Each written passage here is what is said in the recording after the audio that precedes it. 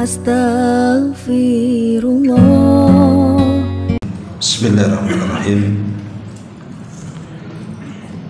Assalamualaikum warahmatullahi wabarakatuh. Alhamdulillah wassalatu wassalamu ala Rasulillah wa ala alihi wa sahbihi wa mawalah wa la hawla wa la quwwata illa billahi wa ba'd. Terlanjutkan kajian kita masih membahas tafsir dari juz 29 dan kita sudah menyelesaikan surah Al-Mulk dan kita masuk pada surah berikutnya, Suratul Qalam.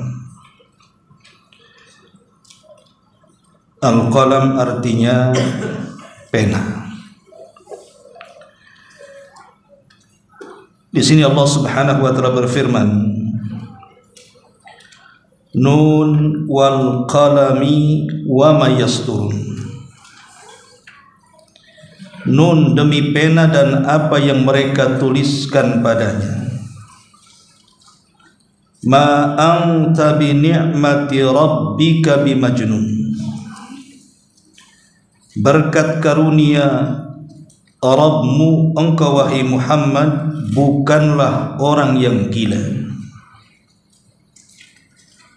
Wa inna laka la ajran ghaira mamnun. Sungguh bagi engkau pahala yang tidak terputus. Wa innaka la'ala khuluqin azim. Sesungguhnya engkau benar-benar berbudi pekerti yang agung. Fasatubsir wa yubsirun. Kelak engkau akan melihat dan mereka orang-orang kafir pun akan melihat. Bi ayyikumul maftun. Siapa di antara kalian yang gila sesungguhnya. Ma'asyiral muslimin wal muslimat rahimakumullah. Surat ini memiliki 3 asbab nuzul. Pertama, di dalam surah ini ada beberapa ayat, di antaranya ma anta bi ni'mati rabbika bimajnun. Ayat kedua dari surah ini. Kemudian juga ayat keempat, wa innaka la'ala khuluqin azim. Sesungguhnya engkau benar-benar berbudi pekerti yang luhur. Kemudian pada ayat ke-51-nya, wa iyyakadul ladzina kafaru la yuzlikunaka bi absarihim lamma sami'u dzikra wa yaquluna innahu lamajnun. Dan sesungguhnya orang-orang kafir itu benar-benar hampir menggelincirkan kamu dengan pandangan mereka tatkala mereka mendengar Al-Quran, dan mereka berkata sesungguhnya Muhammad itu benar-benar orang yang gila. Pertama, dalam ayat kedua surah Nun, ma anta bi ni'mati rabbika bimajnun. Jadi orang-orang musyrik di zaman jahiliyah, orang-orang musyrik Quraisy, mereka selalu menuduh Nabi sallallahu alaihi wasallam sebagai orang gila. Alasannya karena Nabi sallallahu alaihi wasallam selalu mengaku dirinya nabi. Jadi kemana-mana Nabi sallallahu alaihi wasallam mengatakan, mengaku dirinya nabi dan rasul. Ya, memang dia nabi dan rasul. Tetapi orang-orang musyrik itu selalu mengatakan bahwa perkataan itu sebuah kegilaan. Mana ada Muhammad itu seorang nabi dan rasul. Mereka mengetahui sejak lahir sampai menikah, sampai diangkat dan mengaku jadi nabi, orang-orang musyrik tahu tidak mungkin dia nabi. Makanya kemudian Allah Subhanahu wa taala menurunkan ayat ini, ma anta bi ni'mati rabbika bimajnun. Berkat karunia Rabbmu wahai Muhammad, engkau bukan orang yang gila. Ya, Nabi kita bukan orang gila, tapi Nabi kita adalah seorang Nabi dan Rasul. Ini membantah apa yang dikatakan orang-orang musyrik terhadap Rasul kita Muhammad sallallahu alaihi wasallam. Kemudian pada ayat keempatnya Allah Subhanahu wa taala mengatakan, wa innaka la'ala khuluqin azim, dan engkau wahai Muhammad di atas budi pekerti yang luhur. Sebab turun ayat ini adalah turun terhadap Nabi sallallahu alaihi wasallam, sebagaimana Ummul Mukminin Aisyah radhiyallahu anha berkata bahwa sebab turun ayat ini surah keempat, ayat keempat dari surah Al-Qalam, kata beliau Ummul Mukminin Aisyah radhiyallahu anha, adalah turun kepada Rasul sallallahu alaihi wasallam. Kata beliau, ma kana ahadun ahsan khuluqan min Rasulillah sallallahu alaihi wasallam wa ma da'ahu ahadun minas sahabati wala min ahli baitihi illa qala labbaik walidzalika anzalallahu azza wa jalla wa innaka la'ala khuluqin azim. Kata Aisyah radhiyallahu anha, dia mengatakan, tidak ada satupun manusia yang lebih indah akhlaknya dibandingkan akhlak Nabi, dan tidaklah seorang pun yang memanggil beliau, entah dia seorang sahabat ataupun dia dari kalangan keluarganya, kecuali Nabi sallallahu alaihi wasallam akan mengatakan labbaik, penuhi panggilan. Sebab itulah turun wa innaka la'ala khuluqin azim. Nabi sallallahu alaihi wasallam tidak pernah membedakan siapapun yang memanggilnya, kecuali dia akan memenuhi panggilannya, walaupun yang memberikan undangan itu orang miskin.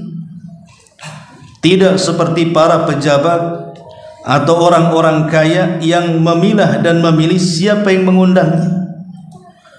Kalau nampaknya mengundangnya ini sebuah kemuliaan dan kehormatan, boleh jadi mungkin yang mengundangnya setara atau di atasnya, maka baru dia datang. Tapi yang mengundangnya mungkin orang di bawahnya atau orang fakir dan miskin, terkadang sama sekali tidak datang, kalaupun datang mengutus utusan untuk mewakilinya. Dan ini bukan akhlak. Ini yang kedua.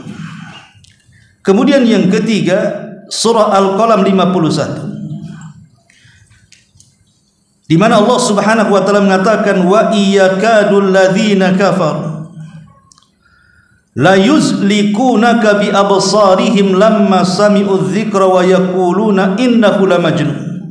Dan sungguh orang-orang kafir itu berkata, hampir-hampir menggelincirkan engkau wahai Muhammad dengan pandangan mereka tatkala mereka mendengar Al-Quran, dan mereka pun berkata, sungguh ia Muhammad benar-benar orang gila.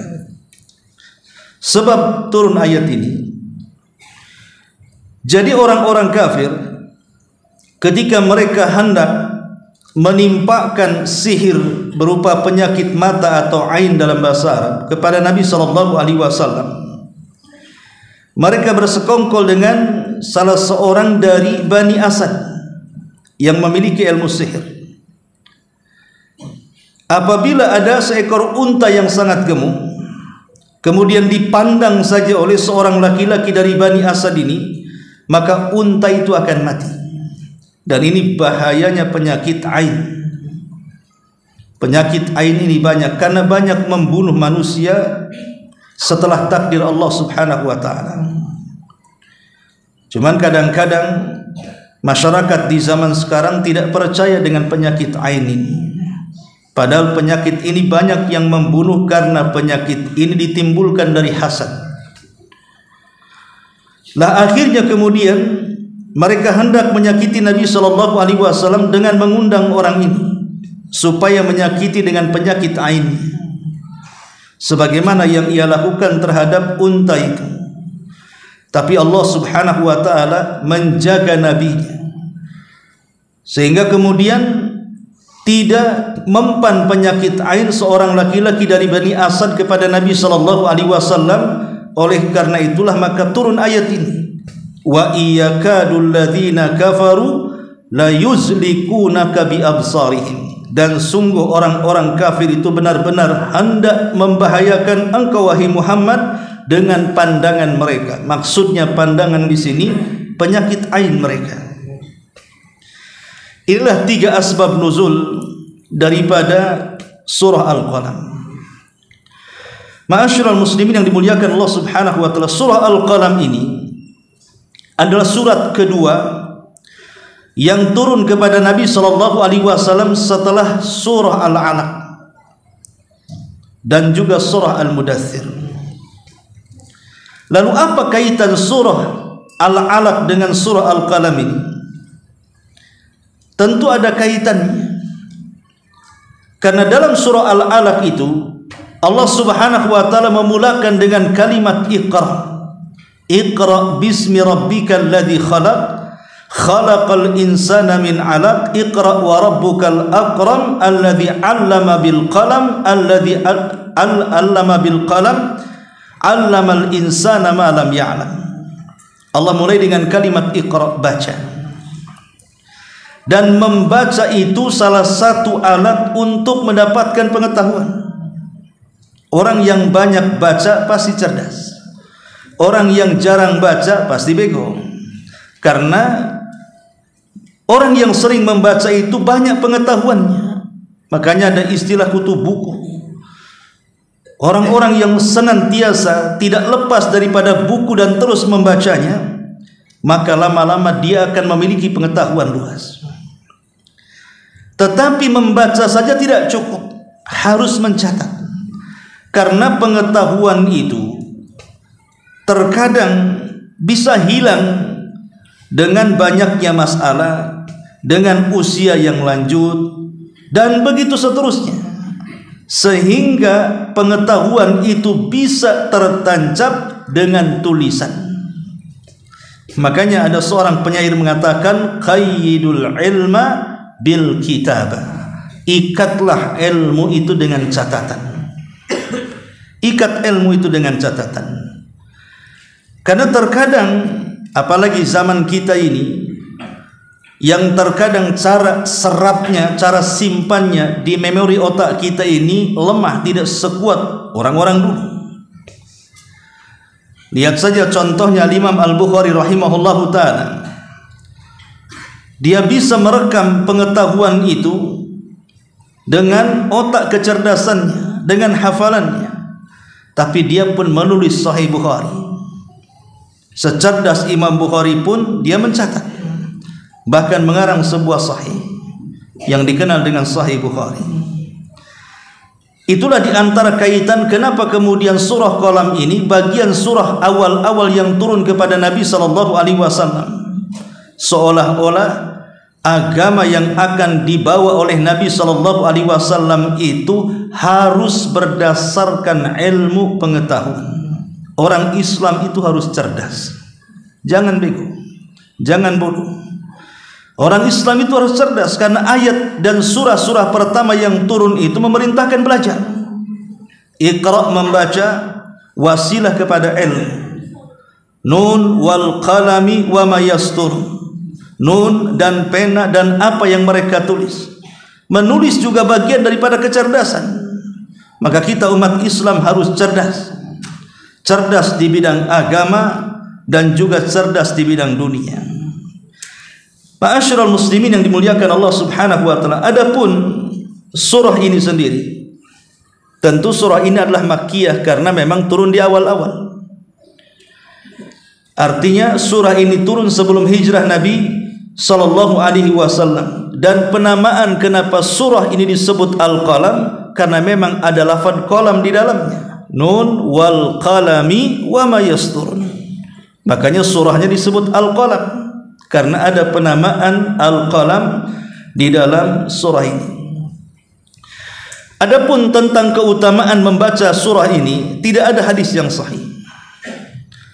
Tetapi sebagian para ulama menyebutkan seperti Majduddin Fairuz Abadi rahimahullahu taala, beliau mengatakan ada dua hadis tentang keutamaan orang yang membaca surah ini, tetapi dua-duanya mungkar, tidak sahih. Hadis yang pertama, man qara'aha a'tahu Allahu thawabal ladzina hassanallahu akhlaqahum. Siapa yang membacanya, maka Allah Subhanahu wa taala akan memberikan pahala seperti orang-orang yang Allah perbaiki akhlaknya. Hadis ini mungkar, tidak sahih. Kemudian yang kedua, hadis Nabi sallallahu alaihi wasallam yang mengatakan kepada Ali radhiyallahu anhu, di mana Rasul mengatakan, ya Ali, man qara'aha nawwarallahu qalbahu wa qabrahu wa bayyadha wajhahu wa a'tahu kitabahu biyamini wa lahu bikulli ayatin qara'aha thawabu man mata mabtunan.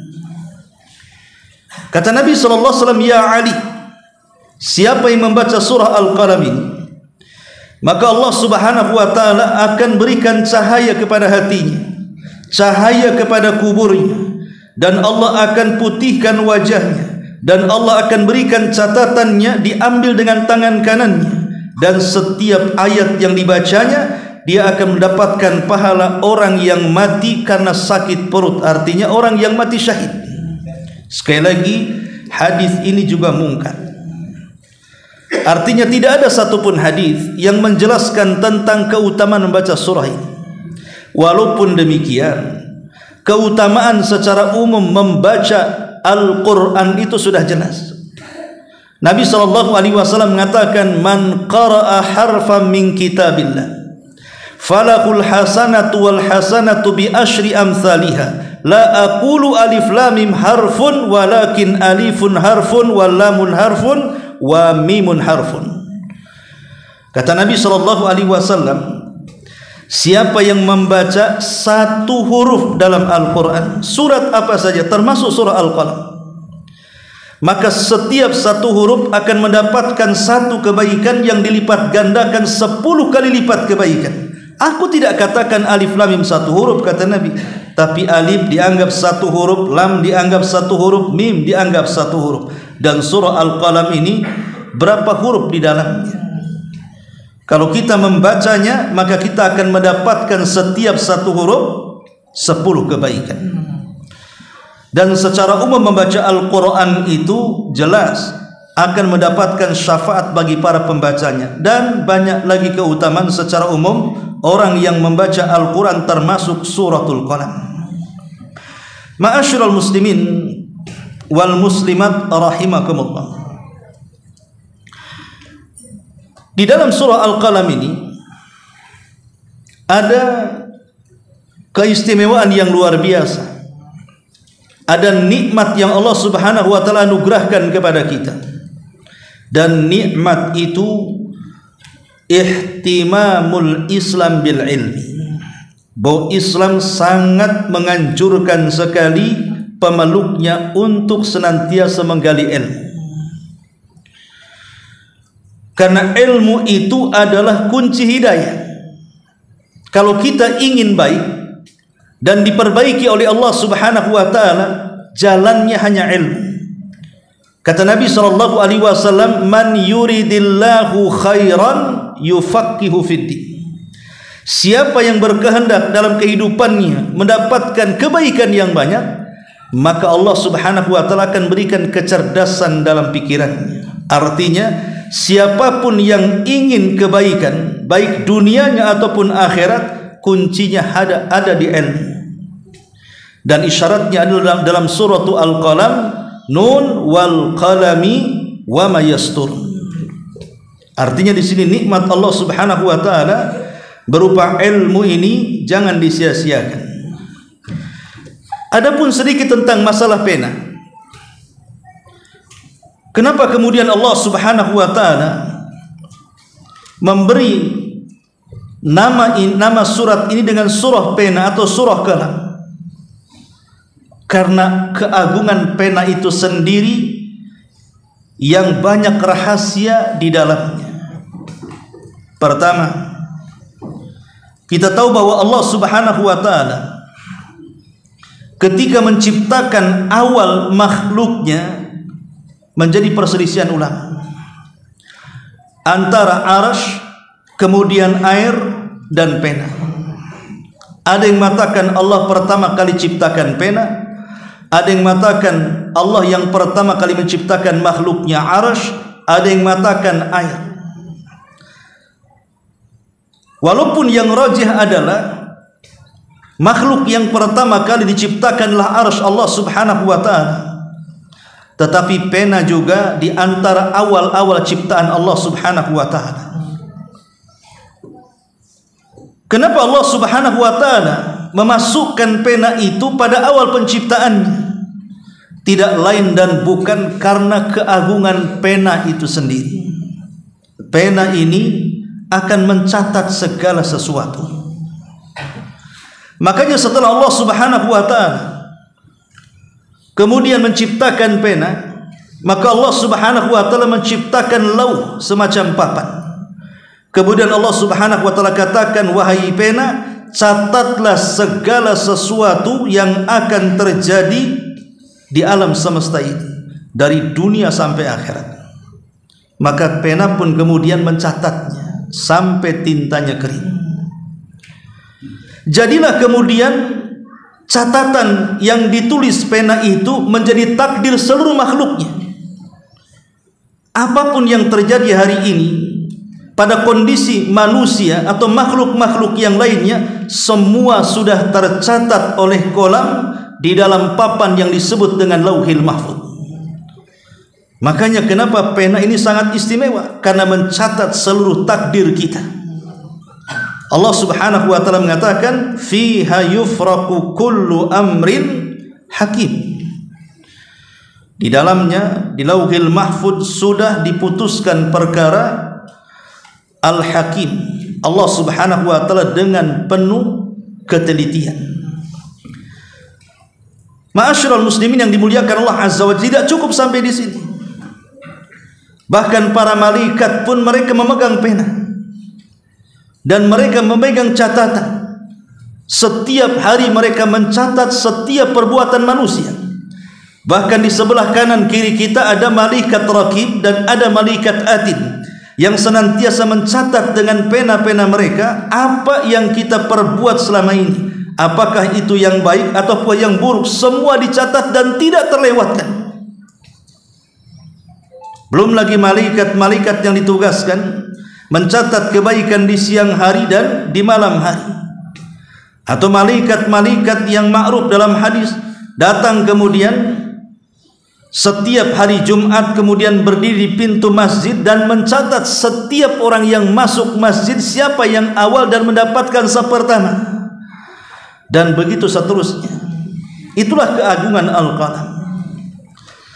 Cukup sampai di sini? Tidak. Bahkan pena juga menjadi alat bagi manusia untuk mencatat apapun yang dihajatkan manusia. Kalau tidak ada pena dan tidak ada catatan, maka tidak akan ada arsip kehidupan. Tidak ada arsip kehidupan kan? Kalau seandainya kemudian orang mau mendata hanya dengan modal hafalan dan tidak ada catatan, orang mudah lupa, ikhwan. Umpamanya ini di Pontren ini sajalah berapa kemudian santri di sini, jamaah di sini tanpa dicatat, hanya model hafalan. Mungkin kita lupa siapa dia, anak siapa dia, orang mana dia, ada di mana rumahnya. Tapi kalau kita mencatat, maka kita bisa kemudian mengetahui satu persatu orang ini, karena ada arsipnya di situ. Itulah keistimewaan pena. Lebih daripada itu, kalau bukan karena pena, mungkin tidak akan ada kitab-kitab para ulama. Mungkin kita tidak akan mengenal apa itu Sahih Bukhari, apa itu Sahih Muslim. Bahkan boleh juga Al-Quran sendiri, mungkin kita tidak tahu, karena Al-Quran itu kan ditulis. Al-Quran itu ditulis dari zaman Nabi SAW. Oleh para sahabat sudah dicatat. Kalau seandainya para sahabat Nabi SAW tidak mencatat wahyu, boleh jadi mungkin hari ini kita tidak pernah mengenal Al-Quran. Boleh jadi kita tidak bisa menghafal Quran. Kalau seandainya para ulama tidak mencatat kitab-kitab kemudian menjadi warisan bagi kita, boleh jadi mungkin kita tidak akan pernah mengetahui hukum-hukum seputar akidah, seputar ibadah, seputar muamalah. Apa jadinya manusia di atas kegelapan dan kejahilan? Itulah kenapa surat ini sangat istimewa. Belum lagi kemudian soal muamalah. Kalau tidak dicatat, macam mana kemudian seseorang akan menjaga amanah? Orang jual beli, kerjasama, hutang piutang, kalau tidak dicatat akan banyak bermasalah. Tapi dengan adanya catatan, rumah ada sertifikat, tidak sembarang orang mengambil rumah orang. Ini ada sertifikatnya, ini rumah saya, lihat ini, ada suratnya. Ya. Jadi tidak sembarang orang mengambil tanah, tidak sembarang orang mengambil rumah, tidak sembarang orang mengambil hak orang lain, karena ada bukti catatan, baik dalam bentuk sertifikat atau dalam bentuk perjanjian. Itulah kenapa istimewanya qalam ini. Tetapi walaupun demikian, yang namanya pena itu, kalau dicatat dengan catatan yang baik, tentu juga hasilnya baik. Tapi kalau pena ini disalahgunakan untuk catatan keburukan, maka pena juga akan membahayakan kita. Betapa banyak orang-orang yang kemudian terzolimi gara-gara pena. Membuat surat tanah palsu, membuat perjanjian palsu, membuat akad-akad palsu, dan dipalsukan semuanya. Ini bisa menzalimi orang. Terkadang kemudian hak orang beralih kepada orang lain, tanah orang beralih kepada tanah orang lain, hak orang bisa beralih dengan hak orang lain kalau catatan itu memadaratkan. Jadi pena itu tergantung siapa yang megang. Kalau yang megangnya orang saleh, maka akan membawa kebaikan. Tapi kalau yang memegang itu orang jahat, pasti akan membawa kehancuran. Makanya begitu tingginya nikmat qalam ini, sampai-sampai kemudian segala sesuatu itu berhajat kepada qalam, berhajat kepada tulisan. Maka jangan sia-siakan nikmat Allah Subhanahu wa taala berupa pena dan catatan ini. Tapi sekarang terkadang maaf juga tidak dihargai. Antum saja belajar tak ada pegang pena. Saya ngomong setengah jam, boleh jadi yang antum hafal 2 menit saja, ujung sama akhir saja, tengah entah kemana. Ma'asyiral muslimin yang dimuliakan Allah Subhanahu wa taala, inilah nikmat Allah Subhanahu wa taala, di mana Allah Subhanahu wa taala berfirman, Nun wal qalami wa ma yasturun. Nun wal qalami, demi pena dan apa yang mereka tuliskan di atasnya. Nun ini adalah salah satu huruf hijaiyah. Dia sama dengan alif, sama dengan ba, sama dengan ta, sama dengan ja, dan begitu seterusnya.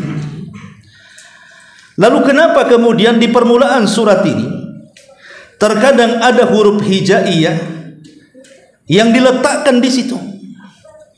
Dan itu banyak di beberapa surat. Seperti umpamanya alif lam mim, kemudian alif lam ra, kemudian qaf, kemudian thaha, kemudian yasin. Di sini ada nun, dan banyak di dalam Al-Qur'an di beberapa surat itu dimulai potongan-potongan huruf hijaiyah. Kalau kita mengacu kepada kitab-kitab tafsir, selalu di situ disebut Allahu a'lamu bimuradihi bihi. Allah lebih tahu apa maksudnya. Tetapi para ulama mengatakan bahwa diletakkan huruf-huruf hijaiyah di permulaan surat itu sebenarnya ini sebuah tantangan. Tantangan kepada siapa? Tantangan kepada orang-orang yang meragukan Al-Quran itu turun dari Allah Subhanahu wa ta'ala kepada Nabi sallallahu alaihi wasallam. Kita tahu bahwa ketika awal turun Quran itu di mana? Di Arab, di Mekah. Di mana orang-orang Mekah itu mereka berbahasa Arab. Dan para sahabat yang hidup di zaman Rasul pun berbahasa Arab. Dan Nabi SAW pun berbahasa Arab. Bukan berarti kemudian Islam itu untuk orang Arab. Tidak. Islam itu untuk segenap manusia. Kebetulan saja turun di kota Mekah, makanya menggunakan bahasa Arab. Lah di zaman Nabi SAW itu ketika turunnya Al-Quran itu kan mereka pakar-pakar bahasa, ikhwan. Jadi orang-orang Arab di zaman Rasul itu mereka pakar-pakar bahasa, sehingga melahirkan para pujangga besar, pandai bersyair. Lah ketika turun ayat ini, banyak orang-orang musyrik Arab dan para pujangga dan para ahli bahasa yang hebat di zaman itu meragukan tentang Quran, apakah itu wahyu atau bukan. Maka Allah Subhanahu wa taala ingin menantang mereka. Dengan cara apa? Kalian berbahasa Arab menggunakan huruf hijaiyah yang disambung-sambung. Man anta, siapa kamu? Man tersambung dari mim, nun, alif, nun, ta. Jadi man anta. Jadi bahasa Arab itu adalah sambungan yang disambung-sambungkan dari huruf hijaiyah. Kalau kalian meragukan Al-Quran, sekarang buatlah semisal Al-Quran dengan huruf hijaiyah, karena Quran pun terangkum dari huruf hijaiyah. Quran itu kan rangkaian-rangkaian huruf hijaiyah yang kemudian membentuk kalimat-kalimat, membentuk kata-kata, sehingga jadilah sebuah kalimat. Sekarang buatlah semisal Quran. Kalau kalian meragukan Al-Quran, buat semisal Quran dengan huruf yang sama. Sebagaimana Al-Quran tidak lepas dari alif sampai ya, buat semisal Al-Quran dari huruf alif sampai ya, gabung-gabungkan oleh kalian.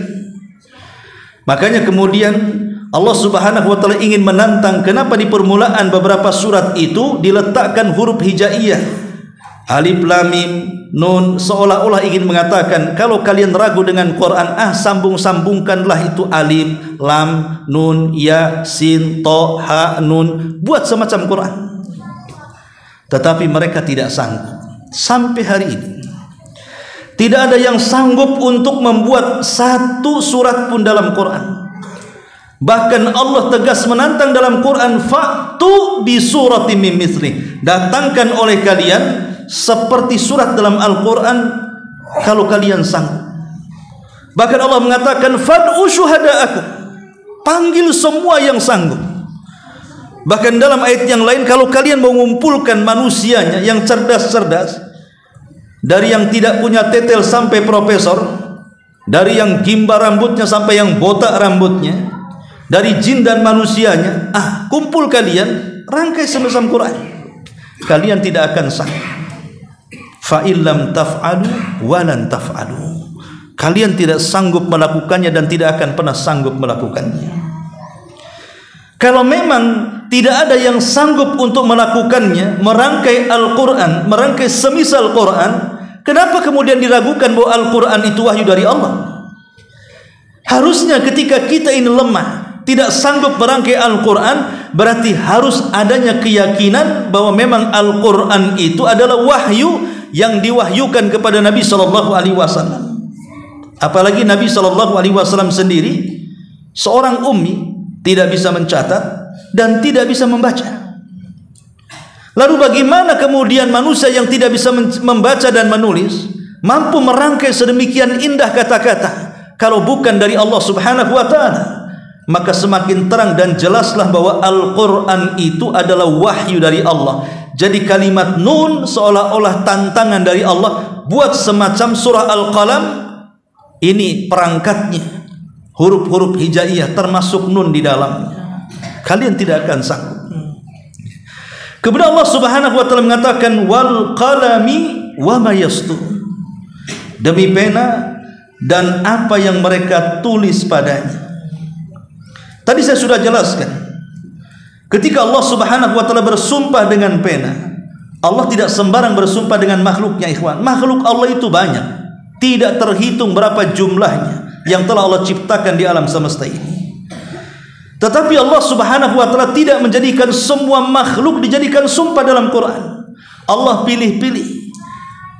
Yang dijadikan sumpah dalam Quran itu Allah pilih-pilih. Salah satunya adalah al-qalam, pena, terpilih menjadi salah satu sumpah yang Allah buat sumpah di dalamnya. Dan kaidah tafsir mengatakan, tidaklah Allah Subhanahu wa taala bersumpah dalam Quran kecuali makhluk yang dijadikan sumpah itu memiliki keistimewaan di hadapan Allah. Tidak ada makhluk yang dijadikan sumpah oleh Allah melainkan makhluk itu memiliki kemuliaan di hadapan Allah Subhanahu wa taala. Memang qalam itu memiliki kemuliaan. Seperti yang saya sudah jelaskan. Karena ada qalam, ada lauhil mahfud. Ada lauhil mahfud, ada takdir. Karena ada qalam, terpisahkan mana catatan baik, mana catatan buruk. Akhirnya kemudian manusia terpisahkan, mana manusia yang baik, mana manusia yang tidak baik dari catatan itu. Bahkan ketika mengambil catatan itu pun dibedakan. Ada yang mengambil dengan tangan kanannya, ada yang mengambil dengan tangan kirinya, ada yang mengambil dengan tangan kiri dari balik pundaknya. Bahkan dengan qalam akhirnya Quran tercatat dan kita bisa membacanya. Kitab-kitab para ulama tercatat dan kita bisa mempelajarinya. Dengan qalam kehidupan manusia stabil. Akhirnya seluruh perjanjian apapun tidak mungkin ada orang yang berkhianat karena terikat dengan perjanjian tulisan. Itulah keistimewaan pena. Kemudian Allah Subhanahu wa taala mengatakan, ma anta bi ni'mati rabbika bimajnun. Berkat karunia Rabbmu ya Muhammad, bukanlah engkau orang gila. Tadi saya sudah katakan asbab nuzulnya. Orang-orang musyrik Arab itu, mereka adalah para penyembah berhala. Tuhannya bukan satu, tapi banyak sekali Tuhannya. Beragam macam Tuhan mereka sembah. Mulai dari batu sampai kepada kayu mereka sembah. Bahkan kalau seandainya mereka berada di padang pasir, kemudian mereka rindu ingin menyembah Tuhannya, maka mereka akan menggundukkan pasir kemudian menyembahnya. Saking hilang akalnya. Kalau mereka mendapatkan batu, maka mereka akan sembah batu itu. Dan kalau mendapatkan batu yang lebih indah, batu yang lama dibuang, batu yang lebih indah disembahnya. Mendapatkan batu lagi yang jauh lebih indah, batu yang indah dibuang dan yang lebih indah kemudian disembahnya.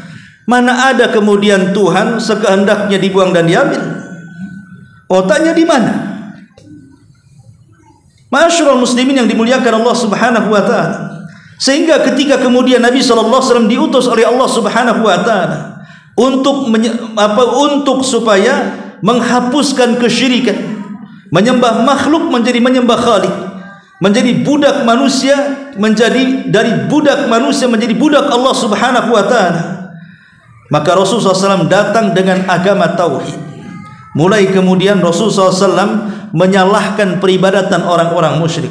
Jangan kalian sembah Lata, Uzza, Manat, Hubal dan sembahan yang lainnya. Orang-orang musyrik Arab ini merasa asing, agama apa ini? Kenapa kita harus membuang banyak Tuhan dan menentukan Tuhan yang satu? Itu pun tidak bisa dilihat. Orang ini gila. Jadi mereka menganggap gila. Itulah yang disabdakan Nabi SAW, bada al-islamu ghariba. Memang permulaan Islam itu kan datangnya asing. Agama apa ini? Sampai mereka mengatakan, aja'al al-alihata ilaha wahid, inna hadha la syai'un ujab. Apakah kami harus membuang Tuhan yang banyak dan menetapkan Tuhan yang satu? Ini agama apa ini? Mereka mengatakan ini agama apa? Ini agama yang tidak pernah dikenal oleh kami dan bapak nenek moyang kami. Ini ajaran baru yang menyesatkan, yang memecah belah umat. Mulailah kemudian mereka menganggap Nabi SAW sebagai orang gila. Ini orang gila. Masa kami harus membuang Tuhan yang berpuluh-puluh ratusan tahun kita sembah? Kalau bukan gila, ada sesuatu di otaknya ini. Siapa lagi? Enggak mungkin orang waras mengatakan seperti itu. Itulah ucapan mereka. Maka Allah Subhanahu wa taala turunkan ayat ini, ma anta bi ni'mati rabbika bimajnun. Berkat karunia Rabb wahai Muhammad, engkau bukan orang gila. Mereka yang gila. Mereka tidak bisa membedakan mana Tuhan yang hak, Mana Tuhan yang tidak hak? Contoh saja umpamanya kisah Umar bin Khattab radhiyallahu anhu, walaupun kisah ini lemah, kita ambil maknanya saja. Maknanya sahih. Walaupun riwayatnya lemah, tidak usah dijadikan pegangan. Karena ceritanya sudah masyhur bagaimana Umar bin Khattab radhiyallahu an ketika dia sedang safar, kemudian kerinduan untuk menyembah Rabbnya semakin menjadi-jadi, lupa dia tidak membawa Tuhan. Karena kan orang-orang musyrik di rumah-rumah mereka itu bukan satu berhala, tapi banyak berhala. Ada berhala yang besar terkadang diletakkan di ruang tertentu. Ada berhala yang sedang, boleh jadi mungkin diletakkan di kamarnya. Ada yang biasa saja rupanya diletakkan di ruang tengahnya. Jadi mereka kemudian banyak berhala dengan berbagai macam manfaat di dalamnya. Termasuk juga ada berhala yang kecil nonet, biasanya dikantongi dibawa untuk safar. Nanti kalau rindu dikeluarkan berhalanya disembah. Lah Umar bin Khattab radhiyallahu an lupa dia membawa berhalanya. Artinya apa? Ketinggalan Tuhannya ketinggalan. Sehingga ketika kemudian dia mau pulang mengambil Tuhannya, sudah safar terlalu jauh. Tapi kalau seandainya tidak menyembah Rabbnya, maka kerinduannya tidak bisa diobati. Dari situ dia terpikir untuk membuat Tuhan. Dari apa? Dari adonan roti yang harusnya menjadi bekalnya, dirangkai kemudian menjadi Tuhannya. Jadi adonan roti itu yang harus jadi bekal safarnya, kemudian di apa namanya, kalau digini itu dikeremak-keremak tuh dikual-kual tuh apa ya. Akhirnya kemudian diambil buat kepalanya, kemudian diambil lagi buat tangannya, kemudian diambil lagi buat badannya, kemudian diambil lagi buat kakinya. Jadilah Tuhan Umar, siap disembah Umar. Setelah kemudian menyembah habis energinya hanya untuk menyembah Tuhannya, terdengar suara lapar dari perutnya. Di sini Umar kebingungan. Kenapa? Makanannya sudah menjadi berhala. Kalau seandainya dia tidak memakan, maka dia akan kelaparan. Tapi kalau dia makan, berarti dia makan Tuhan. Ini kan sesuatu yang susah untuk diambil keputusan. Tapi yang namanya orang lapar, macam manapun akan nekat. Akhirnya kemudian tanpa sadar diambil kepalanya, lep dimakan. Kurang puas juga diambil tangannya, kemudian dimakan. Kurang juga diambil perutnya, kemudian dimakan. Kurang juga kakinya dimakan juga. Habislah Tuhan Umar dimakan Umar. Sampai Umar bin Khattab ketika mendapatkan hidayah Islam selalu tertawa sendiri seperti orang gila. Ketika ditanya, kenapa engkau selalu tertawa ya Umar, menceritakan tentang kisah kebodohan dia terhadap berhalanya. Lihat, ini kan siapa yang gila sebenarnya di sini? Mereka yang gila. Orang-orang yang menyembah berhala itu tidak ada otaknya. Bagaimana mungkin mereka menyembah Tuhan yang tidak bisa mendengar, yang tidak bisa bicara? Macam mana akan mengabulkan keinginannya?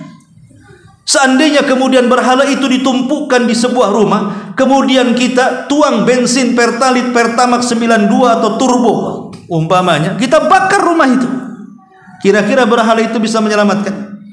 Nggak ada satupun yang lari. Saya jamin nggak ada yang satu lari. Boleh jadi terbakar dengan rumahnya. Bagaimana kemudian Tuhan yang tidak bisa melindungi dari api kemudian dimintai, kita berdoa kepadanya, menunggu ijabahnya? Ini angan-angan saja. Lalu siapa yang waras, siapa yang gila kalau sudah seperti ini? Makanya Allah Subhanahu wa taala mengatakan, ma anta bi ni'mati rabbika bimajnun. Berkat karunia Rabb wahai Muhammad, engkau bukan gila, mereka yang gila. Kemudian Allah Subhanahu wa taala mengatakan, wa innalaka la ajran ghaira mamnun. Sesungguhnya bagi engkau wahai Muhammad pahala yang tidak mungkin terputus. Ya, bagaimana akan terputus? Nabi SAW mengatakan, man dalla ala khairin kafa'ili. Siapa yang mengajak orang lain kepada kebaikan, maka dia dapat pahala kalau orang yang diajaknya berbuat baik. Man dalla ala huda kana lahu ajrun wa ajru man amila ba'dahu la yanqusu min ujurihim syai'a. Barang siapa yang mengajak manusia ke dalam hidayah kemudian diikuti, maka dia akan mendapatkan pahala dan pahala orang yang mengikutinya tanpa mengurangi pahala dia sedikit pun. Jadi berdakwah itu salah satu daripada multi level pahala. Kalau saya seperti ini berdakwah, menyampaikan ilmu kepada antum, kemudian antum mengamalkan ilmu saya, selepas itu antum dakwahkan kepada orang, kemudian yang antum dakwahkan juga dapat kebaikan dari antum, kemudian orang yang antum dakwahi berdakwah lagi kepada orang, anggaplah akhirnya sampai ribuan orang mendapatkan hidayah. Berawal dari saya yang pertama kali menyampaikan, maka saya mendapatkan ribuan pahala dari orang-orang yang akibat saya akhirnya mendapatkan hidayah.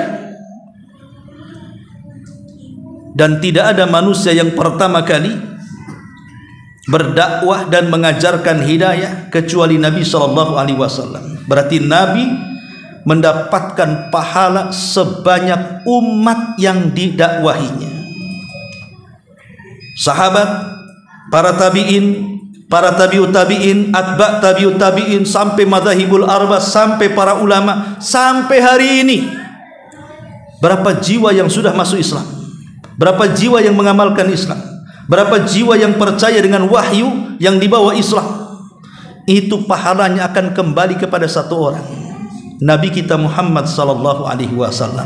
Makanya Allah mengatakan, wa innaka la ajran ghaira ma'mun, dan sungguh engkau wahai Muhammad akan mendapatkan pahala yang tidak akan terputus walaupun dia sudah meninggal. Tapi umatnya di mana-mana berbuat baik karenanya. Umatnya di mana-mana berbuat baik karena ajaran yang dibawanya. Maka walaupun Nabi SAW sudah 14 abad yang silam meninggalkan kita, tapi pahalanya terus mengalir ke kuburan. Makanya Allah mengatakan, wa innaka la ajran ghaira mamnun. Dan Allah Subhanahu wa taala mengatakan, wa innaka la ala khuluqin azim.